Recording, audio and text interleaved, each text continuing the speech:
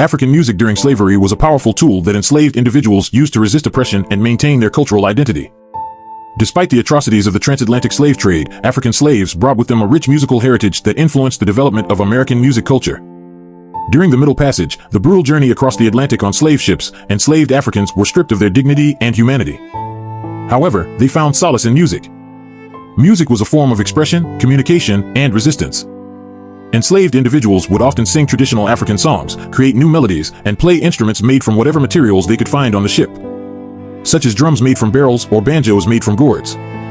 The rhythmic beats and melodic tones of African music reverberated through the slave ship, providing a source of comfort and solidarity among the captives. Slave owners, recognizing the power of African music, often attempted to suppress it. They viewed African music as a form of rebellion that could incite slave uprisings. Enslaved individuals were often forbidden from singing or playing music, and instruments were confiscated. However, despite these oppressive measures, African slaves found creative ways to continue their musical traditions. One example of this resistance was the act of throwing themselves overboard from the slave ship if they were not allowed to sing or play music. It was reported that enslaved Africans would deliberately jump into the ocean, preferring death over a life devoid of music and cultural expression. This extreme act demonstrated the deep significance of music in the lives of African slaves and their unwavering determination to maintain their cultural heritage. Once enslaved individuals arrived in the Americas, they were subjected to harsh conditions on plantations. However, they continued to use music as a form of resistance and survival. Field hollers, work songs, and spirituals were common forms of African musical expression during slavery. Field hollers were call and response songs used to communicate and coordinate work in the fields.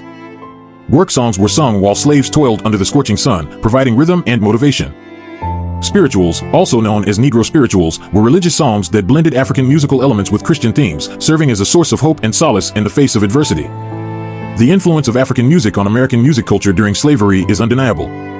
African musical traditions provided the foundation for many genres of American music, including blues, jazz, gospel, and hip-hop. The syncopated rhythms, vocal improvisation, and call-and-response structure that originated in African music can be heard in these genres to this day. The legacy of African music during slavery can also be seen in the development of African American musical instruments, such as the banjo and the steel drum. The banjo, which has African origins, was adapted by African slaves in the Americas and became an important instrument in the development of American folk and country music. The steel drum, also known as the steel pan, was invented by Afro-Trinidadians and has become a symbol of Caribbean music. In conclusion, African music during slavery was a resilient expression of culture, resistance, and survival.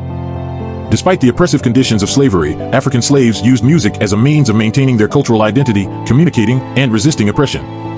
The influence of African music can be heard in various genres of American music, and the legacy of African musical traditions continues to thrive in modern music cultures around the world.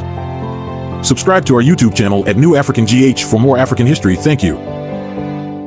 Continue the full video on our YouTube channel at New African GH, link on my bio. Thank you.